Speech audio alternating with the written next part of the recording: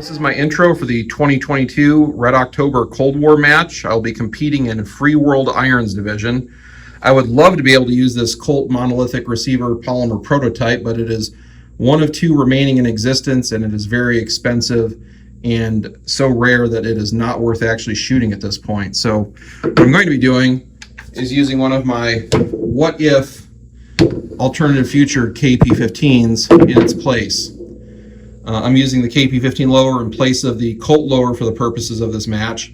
And the upper I'm using is where I think the M16A1 should have evolved into versus the M16A2. And I'll give you a deeper dive into all the components of that piece by piece.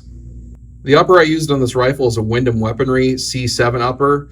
It is a A1 rear sight aperture carry handle with a brass deflector, which I find particularly helpful as a left-handed shooter.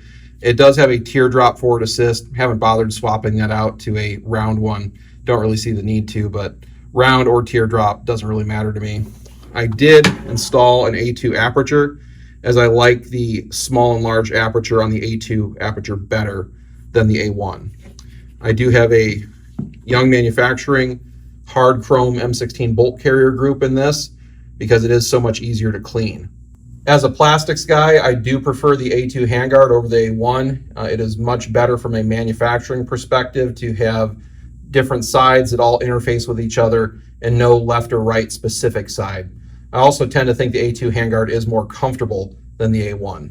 I'm also using an A2 front post. I find the square cut of the A2 to be easier to use for more accurate shots than the more rounded post of the A1. The barrel I'm using is a Brownell's military pencil barrel, chrome lined with a 1-in-7 twist. I don't think the government profile barrel of the A2 was a huge improvement, and it kind of feels ass backwards as far as where to make the barrel heavier.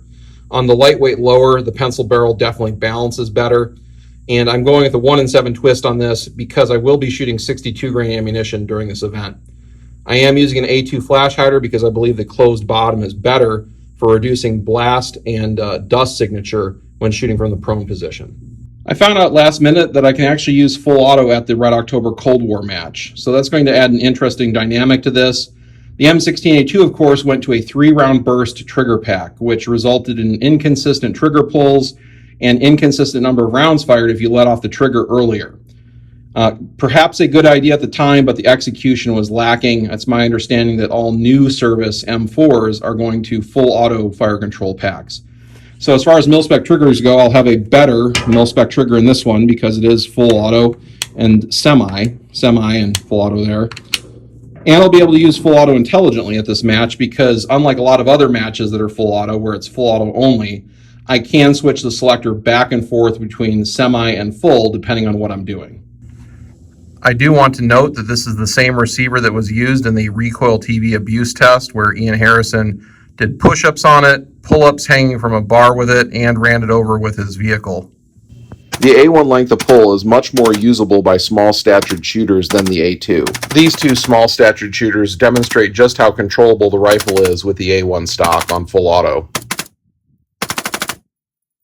The max distance for rifle targets at the match was about 300 yards, and the A2 rear with A2 front post was perfectly adequate for engaging most of these targets.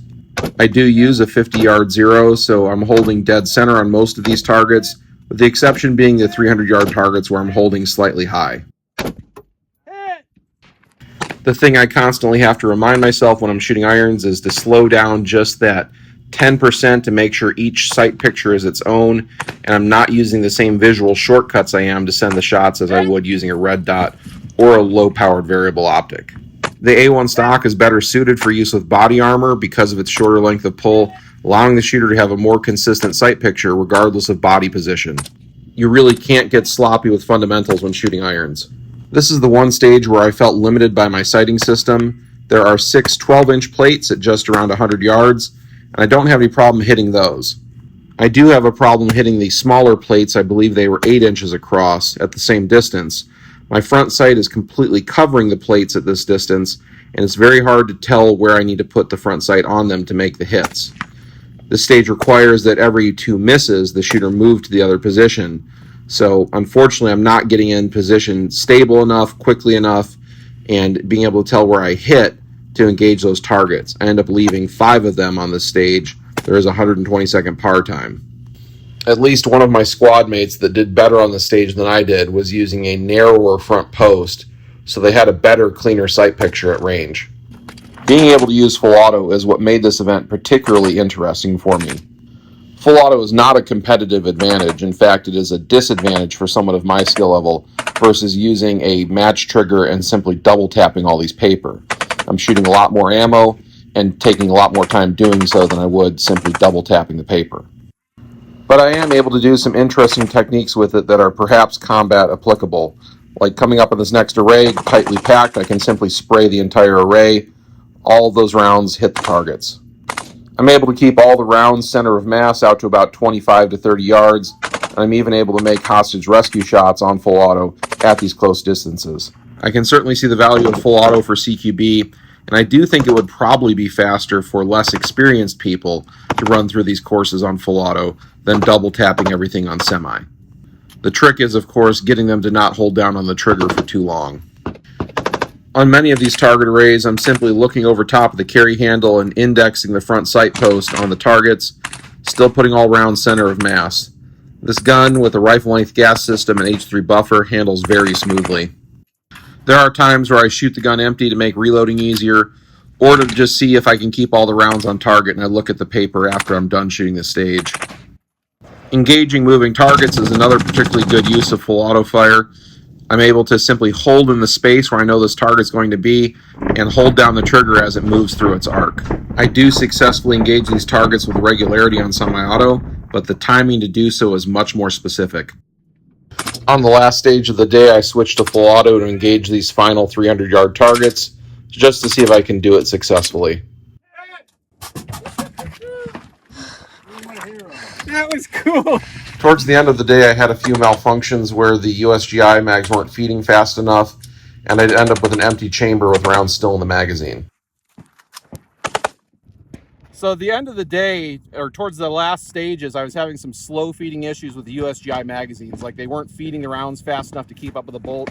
So I brought some Gen 3 P mags out here. Haven't cleaned the gun, just re-lubed it because the oil keeps burning off shooting full auto, but we'll see what happens for 3 mags full auto.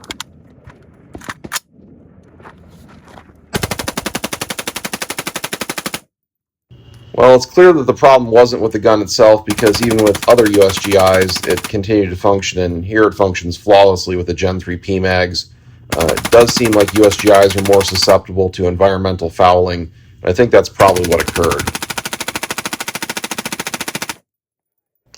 In the end, I was 16th out of 65 in Free World Irons Division, and 60th out of 216 shooters overall. Hopefully you've enjoyed this What If M16A2 thought exercise. Debate, discuss, and argue which components you think the M16A2 should have had in the comments below.